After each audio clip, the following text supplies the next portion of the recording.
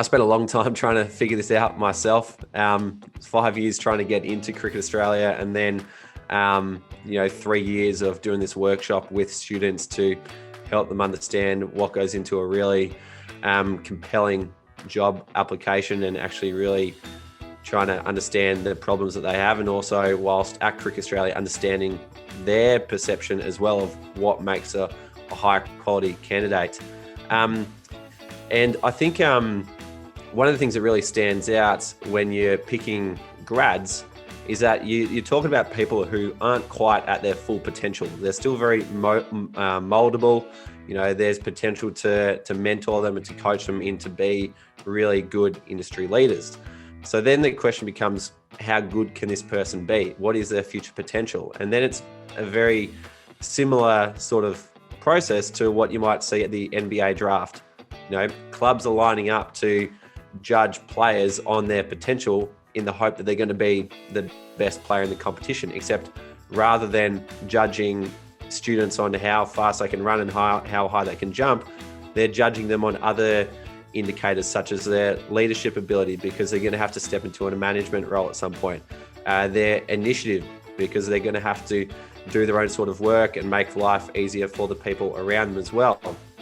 Other things like emotional intelligence, because you might be working in large teams or organisations up to 350 people in the case of Cricket Australia, or 20, 30,000 in the case of Adidas. So you've got to be able to relate to other people, understand how they're thinking and feeling, and get the most out of each other.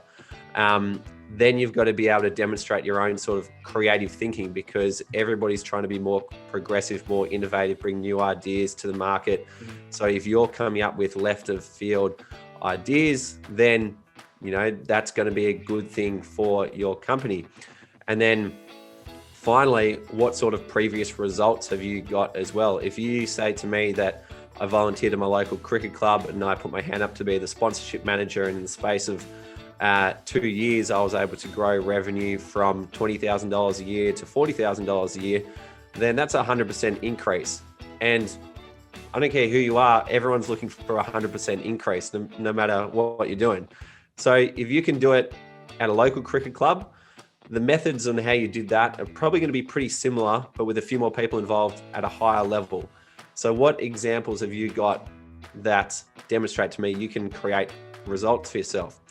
So then when you think about those, 5 indicators of potential, being leadership, initiative, emotional intelligence, creative thinking, and previous results, then you can start to think about, how do I integrate them into my application? What have I done in the past that signals those 5 things?